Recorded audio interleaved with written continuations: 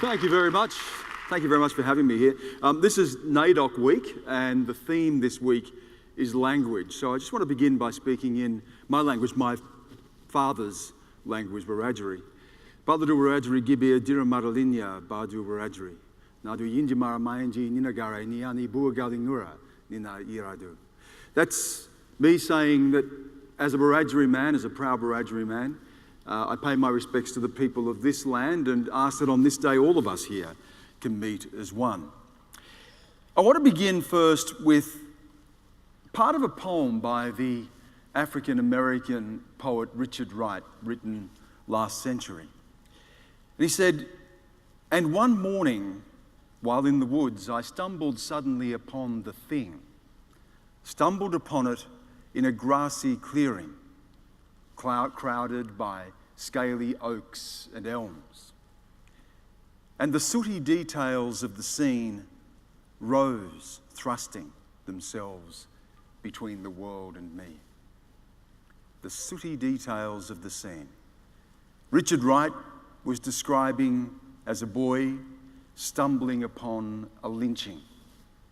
A black man who had been hung to a tree and set on fire. A common scene in the American South of his childhood. But what he was really talking about, the sooty details of the scene, thrusting themselves between the world and me. He was talking about his blackness, and his blackness separated from a world of whiteness. As an Indigenous person in Australia, we are reminded all the time of the difference between the world and me. We are reminded each time we go back home for funerals. Reminded that still in 2017 in Australia, Indigenous people statistically die 10 years younger than the rest of the population. I'm reminded when I look at a photograph of myself, my sister, and 3 of our cousins. 5 people. Only 2 of us are left. The others dead before they were 50. I'm reminded when I remember the news that I woke up to last year. The news that in a far northwestern corner of Western Australia, a 10-year-old girl had taken her life.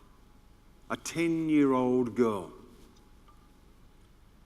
Reminder of the statistics that tell us that for Indigenous children between the ages of 1 and 14 are 10 times more likely to take their own lives. For Indigenous people under the age of 35, it is the single biggest cause of death.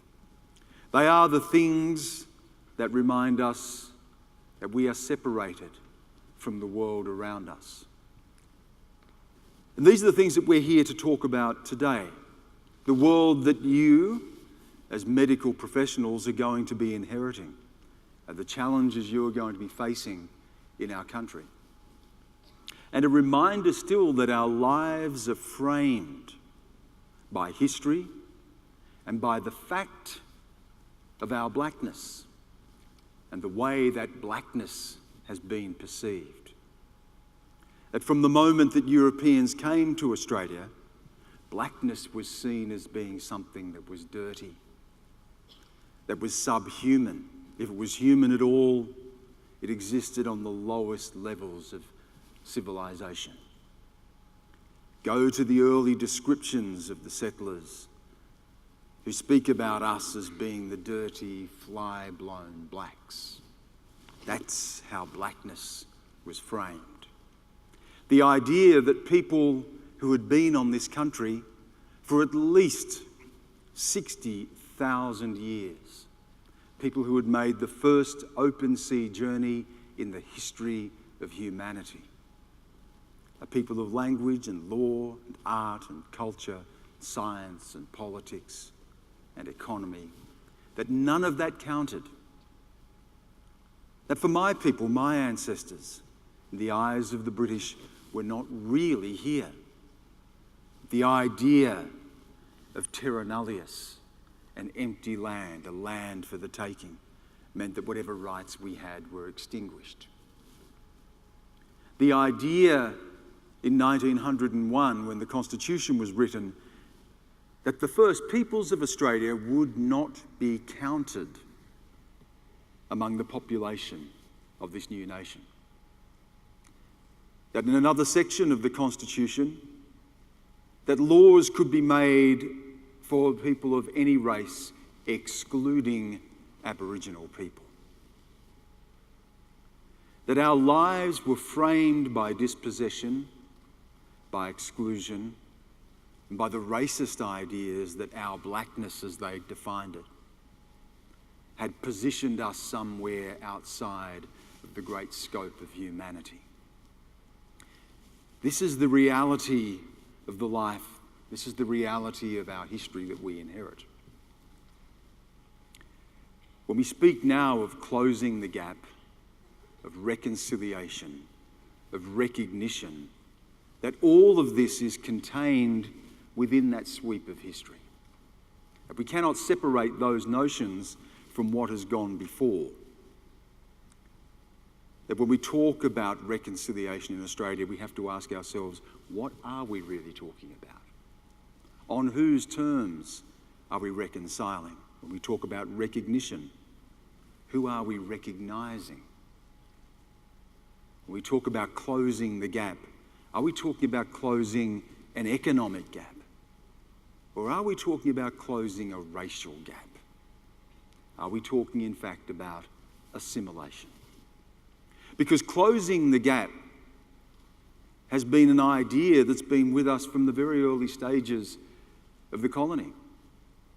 Governor Macquarie in 1810 called all of the Indigenous people together from around Sydney for a feast at Parramatta, where he told them that their future, if they were to have a future in Australia, was to be as part of the colonial economy.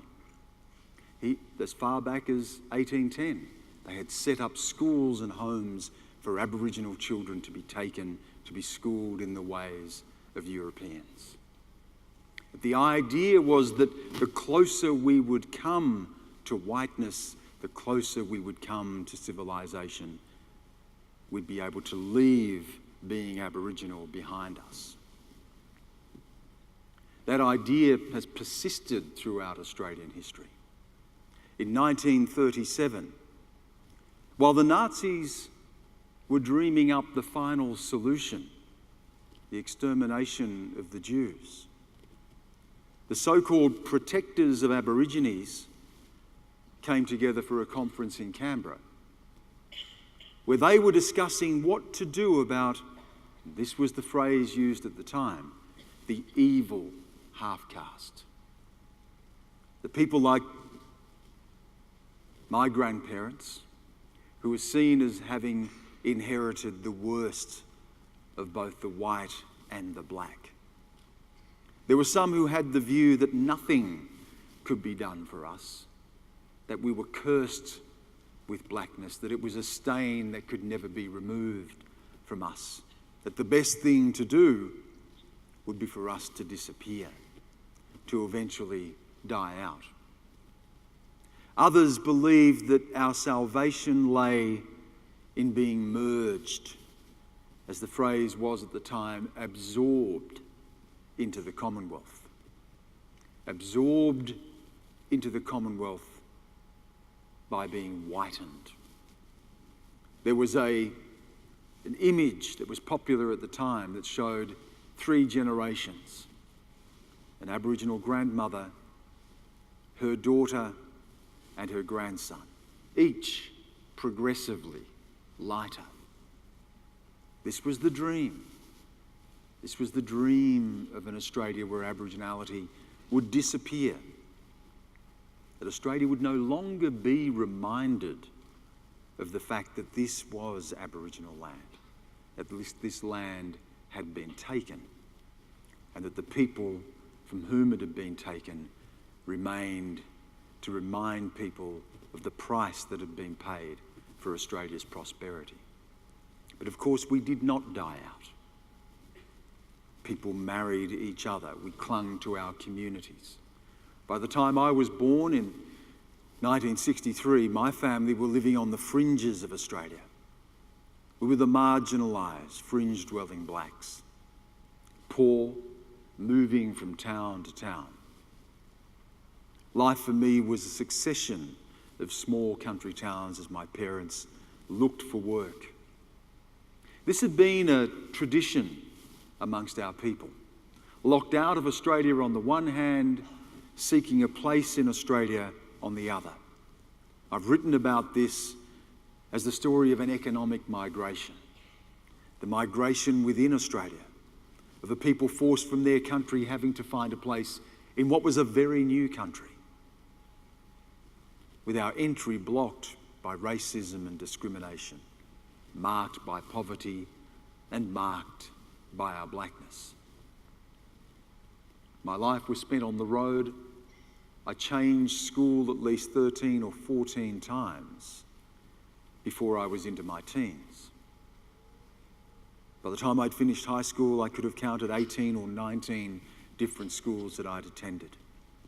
My parents moving constantly, worried about the welfare agency on the one hand, who were taking children away, and trying to survive on the other. And yet, being born out of a history of exclusion, dispossession, segregation, poverty, I stand here today as someone that many people would say has closed the gap. I've had a privileged life. I've travelled the world.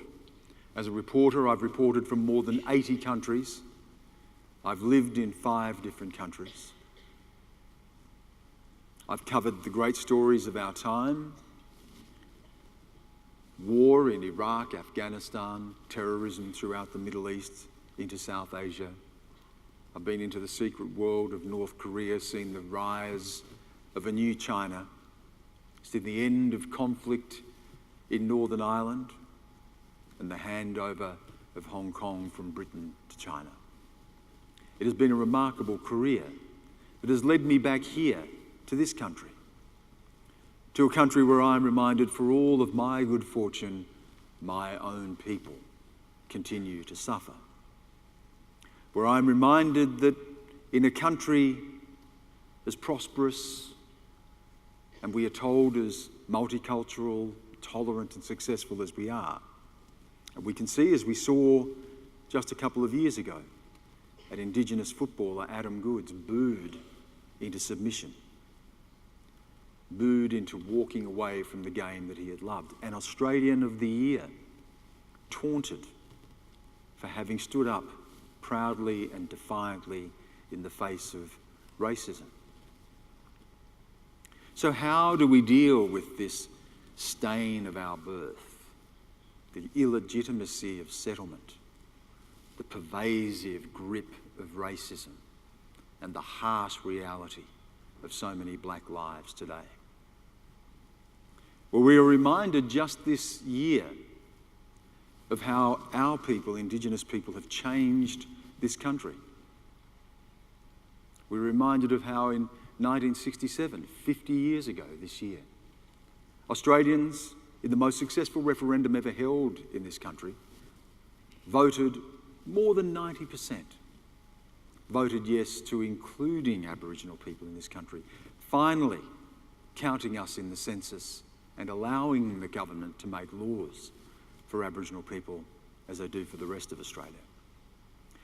We are also reminded this year of the 25th anniversary of the Mabo decision, when a man from Torres Strait challenged the idea of terra nullius, upended the flag that Captain Cook had placed in this ground and said, "This is my land. This is the land of my forebears." And the highest court in Australia said he was right. We are reminded also that 10 years ago this year, the army rolled down the streets of an Indigenous community in the Northern Territory, what has become known as the Northern Territory Intervention, where new laws were imposed on Indigenous people, their liberty curtailed, Once again, threats of removing children. And we are also marking this year the Uluru Statement, when Indigenous leaders around Australia have gone back to that very same place where 10 years ago the military moved in, to send a message to Australia and a message to Canberra that in 1967 we were counted, and in 2017 we wish to be heard. The Uluru Statement is asking Australia to make good on the High Court's Mabo decision, to enshrine in the Constitution the very document that had excluded Aboriginal people, to enshrine in that Constitution a representative body that would allow Aboriginal people to have a voice to Parliament, to have a voice in our own affairs, to move forward on telling the truth of our history, a truth that still has not been told, a truth that is still denied, to move forward on a treaty that acknowledges the sovereignty of Indigenous people, and righting a wrong where Australia remains still the only Commonwealth country not to have signed a treaty with its Indigenous peoples. It is saying that no, we have not died out. It is saying that our culture and our language matters, that those things are important to us. In the 1960s, a great Australian anthropologist, Bill Stannard, spoke of what he saw as the torment of powerlessness. He looked at Indigenous people trapped in this transformation, no longer able to live on their lands and practice culture, but also excluded from the world around them, the world between me. And he said, Indigenous people are trapped in the torment of their powerlessness. When we speak of closing the gap, when we speak of recognition and reconciliation, these things are only half measures if it does not address the fundamental question of my right as an Indigenous person to stand here, as a Wiradjuri Gamalroy person to stand here and speak my language and be connected to my culture and to my country, that our people will not die out.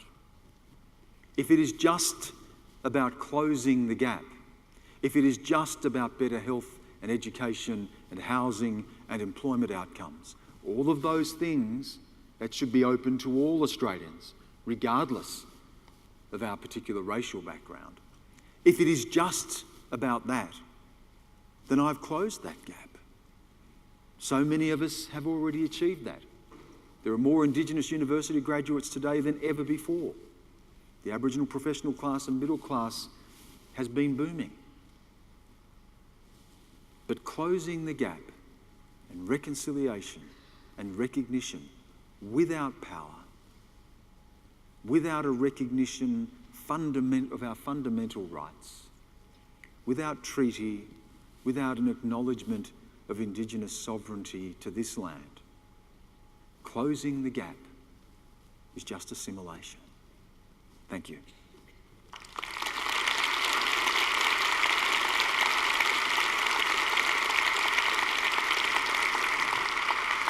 Thanks so much, Stan. That was wonderful. Thank you. So if anyone has a question for Stan, please come up to the microphones, number 1 and number 2 in the aisle. We've just had a couple of questions asked on the app. So the first one, how should we as medical students start to make a more positive change comparative to what current society's mentality is? I don't think you can separate the world that you'll be entering and the world you'll be working in from the reality that Indigenous people face. Some of you may choose to work directly in Indigenous health, but even those who don't can expect to come into contact with Indigenous people. And it's being aware of all of the things that I spoke about. It's being aware of that history that we inherit. It's being aware of the situation that Indigenous peoples find themselves in. It's being aware of the sensitivities and the cultural differences that Indigenous people face. I know for my parents, for instance, they live in a small country town in New South Wales, and they will get in a car and drive over an hour to a nearby town to go to an Aboriginal medical service because they feel more comfortable there. They feel as if they are welcome, they feel as if that's a space that is designed for them. They have another medical centre 5 minutes away, but they will drive over an hour to go to one where they feel that they're acknowledged and recognised for who they are. That's the reality that you're going to face. You know, we hear a lot from our politicians about, we hear from the Prime Minister saying it all the time, we need to work with Indigenous people. Speak with them, not to them. But you can't do that while ever you have, as Bill Stanner described it, the torment of our powerlessness. While ever Indigenous people don't have a voice in our affairs, while ever the things that matter to us, our priorities, are not set by us. This is the world you're going to be entering in. We know that we have generations of failure. The statistics tell us that. And nothing is going to change until we redress the fundamental question of the settlement of the country, the history that we've inherited, and that question of powerlessness. Wow, thank you. So this next one is more of a three-part question. And the first part is a comment. What an incredible speaker. The second part, what does your ideal Australia look like? And the third part, how would you suggest dealing with discriminatory attitudes in patients? In patients? Yeah. So I think they're getting at if a patient has, brings up certain prejudices or biases. Oh, that's an interesting. I've never thought of that. I mean, I don't know how you deal with that. Often the relationship you'll have with your patient will be fairly transactional, won't it? In a lot of cases, coming in to get treatment for something and then moving on. That's a judgment you'd have to leave up to yourselves. The question of what Australia I would like to see. I've seen the worst of the world. I've seen countries that are torn apart by their history, that are still fighting the old battles of history, that are divided by religion and race. And you come to Australia and you see that for so many of us, it's a paradise. People used to say to me overseas, I'd mention I was from Australia and their eyes would light up. The envy of the world. It's prosperous, free, cohesive, largely, tolerant, largely. We don't kill ourselves in the street. We resolve our issues democratically. And yet, we still have this fundamental question unresolved. When you come and take another person's country, you have to reckon with that. Those issues are still unresolved. They are still not reconciled. And I think the country that I would like to see Australia be is one where the rest of Australia finds their connection to this place through us. That we are the first peoples of Australia. We carry those traditions and culture and that inheritance. But this is your country too. However you came here, however our history, this is your country too. The struggle is to connect who you are to us. That rather than seeing what happened in 1770 with Cook's arrival, 1788 with the First Fleet, as a rupture in our history, to somehow see that as a continuum of our history, for good and for bad, and that through us, everybody finds a deeper sense of belonging.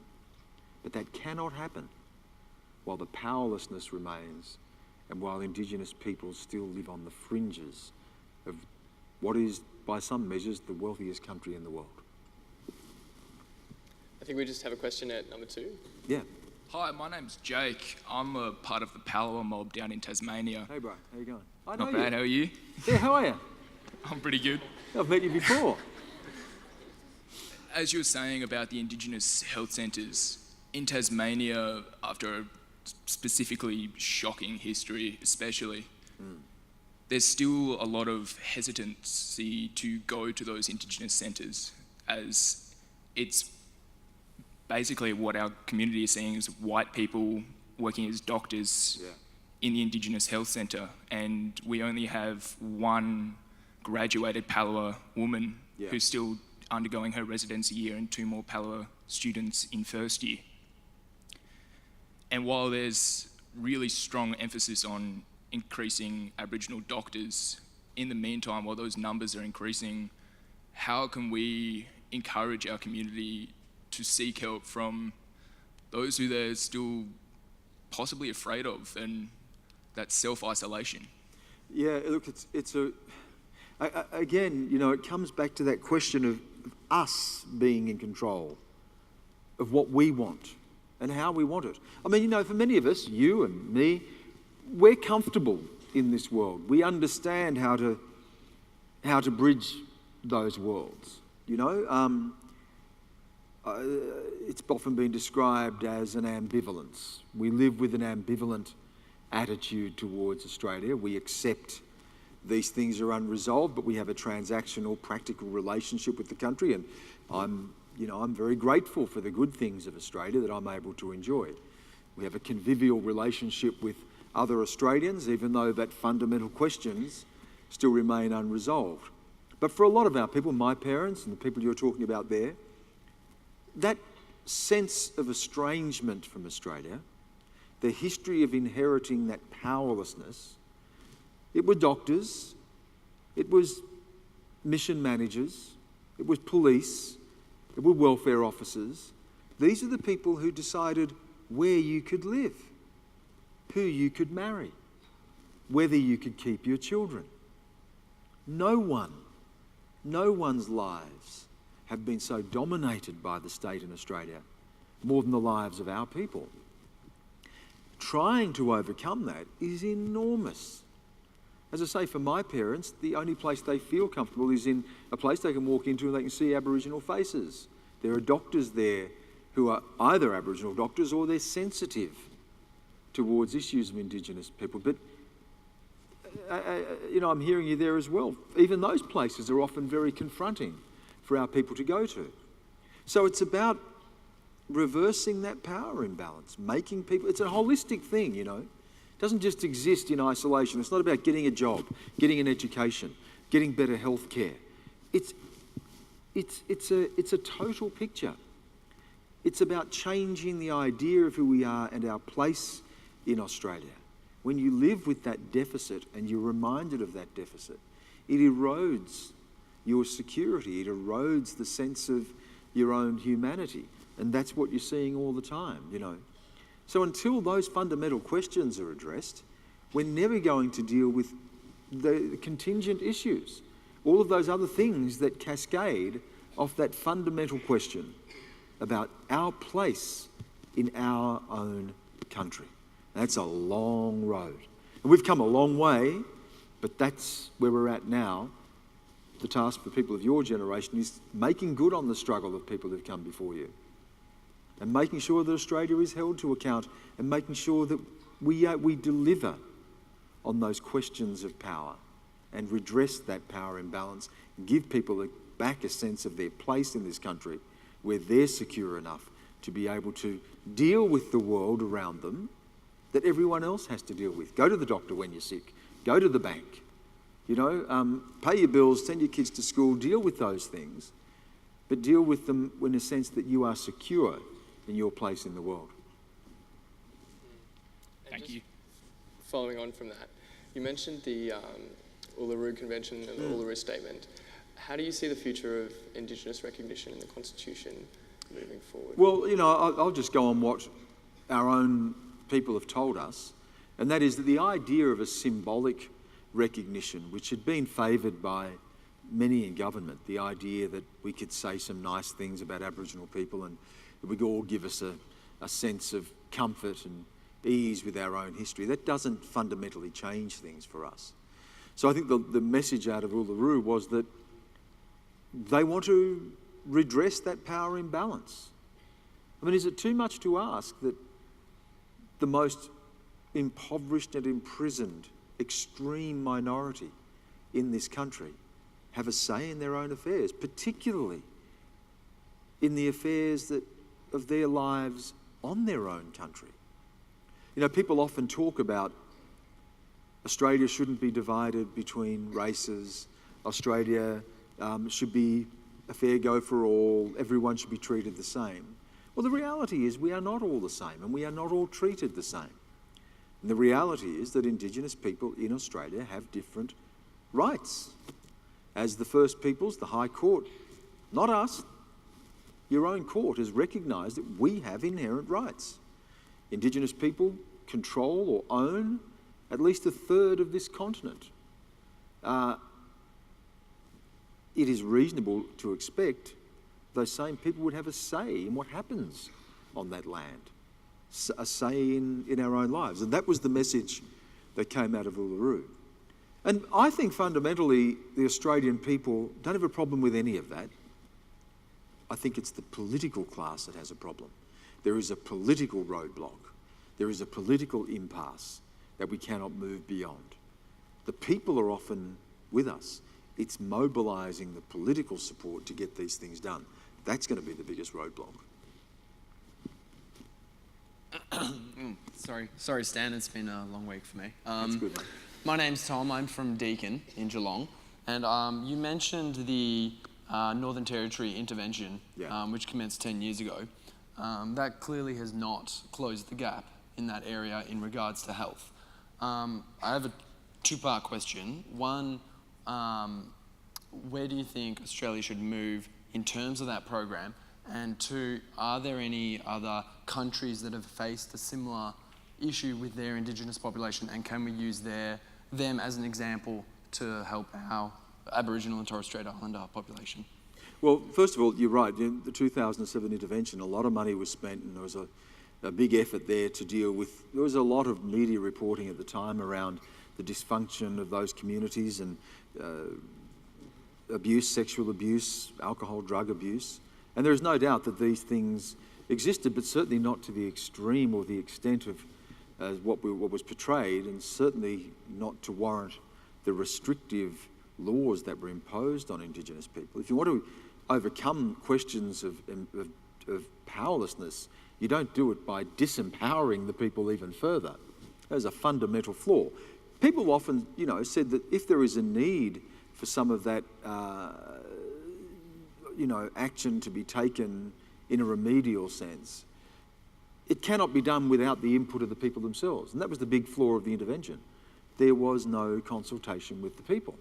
It was just imposed, once again, imposed on people. The question of what other countries' situations are analogous to Australia, well, first of all, the reality is that Indigenous peoples around the world are among the poorest people in the world. Peoples who have suffered colonisation and dispossession, invasion, and all of the things that come with it, still live with the legacy of that. But there are examples of where countries are trying to grapple. I was in New Zealand recently, and the reality of New Zealand, because of the Treaty of Waitangi, is that Maori people have a voice. They're not invisible. You cannot deny their presence. This weekend, the All Blacks will play the Lions. We'll all see the haka. Pakeha and Maori doing the haka together. There is a sense of the bicultural nature of New Zealand, where the Maori identity sits at the heart of the country. And other people in New Zealand connect to the country through that. It's not to say that it's in any way perfect. There's many problems that Maori people face that we also face here, but fundamentally the identity of the country is different. Canada's another example. Long-standing treaties, an empowerment of some communities, the ability of people to have a say in their lives. It doesn't mean that that's a panacea for all ills, but it means that the people themselves are active in that political space and they are recognised in that political space in a way that we are not here. So we trail the rest of the world when it comes to the treatment of Indigenous peoples and the recognition of Indigenous peoples. And I just think, as an Indigenous person, as an Australian, I just think that's unacceptable. I think we're a better country than that. I hear that all the time. I see it from other people. I believe we are a better country than that. But we need to make good on it. One over here. Hi, I'm Tas from Curtin University. My question is, given that the constitutional and the legislative changes you mentioned are popular with people, and in a democracy, politicians rely on popular support to get re-elected, why is this still not popular with politicians? Why is there still political resistance to something that has popular support? Well, you misunderstand the nature of our democracy, my friend. It is a democracy driven increasingly from the fringe. Politicians don't govern at the centre. The centre, globally, there's been a shift in politics where the centre is fractured. This is a new era of the rise of populism, growing inequality, clash of values that we're seeing playing out all around the world. It's throwing up some very strange political results. Donald Trump, the Brexit vote, the rise of right-wing populism throughout Europe. You know, the very nature of democracy in many has been in retreat as well. Many countries, you know, abandoning democratic ideals. The emerging power of the world, soon to be, if not already by some measurements, the biggest economy in the world is China, and that's not exactly a country that's emblematic of, you know, Western liberal democratic ideals. The idea of openness, freedom, the liberal cosmopolitan ideal is in retreat. Borders are going back up, the rise of new despots, fear, xenophobia, nostalgia, all playing into that mix.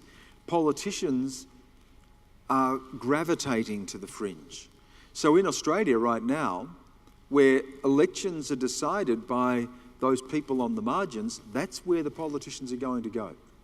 So while you may have a consensus, an overwhelming consensus, supportive of marriage equality, of a republic, of Indigenous recognition, treaties, whatever it may be, the politicians are spooked by the fringe, spooked by those that will mount a campaign against those issues and will galvanise the fringe in a really decisive way.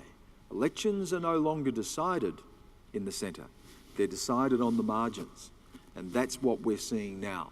24-hour media, constant opinion polling, undermining the strength and the wisdom and foresight of politicians who are not governing necessarily for the common good, but are governing for survival. How will I stay in office? How will I win the next election?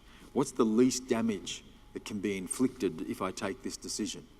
How do we appeal to those people on the fringes who are going to be mobilised and who are actually going to make a difference at the ballot box? And unfortunately, that's the way politics is being played right now. That's the reality that we face as Indigenous people in trying to pursue our agenda. The reality that you all face. This is a fractured world where politics is decided on the fringe. Unfortunately, on that slightly disheartening note, we're going to have to finish up. I don't want to leave you on a downer. But Sorry. So Stan might be hanging around later if you'd like to come and ask him a question in person. We're very lucky to have him here today, so can we have another round of applause? thanks very much. Good to be here. Thank you. And we'll just have a bit of a round for you as well. Thank you so much. Thanks, man. Love that. Cheers.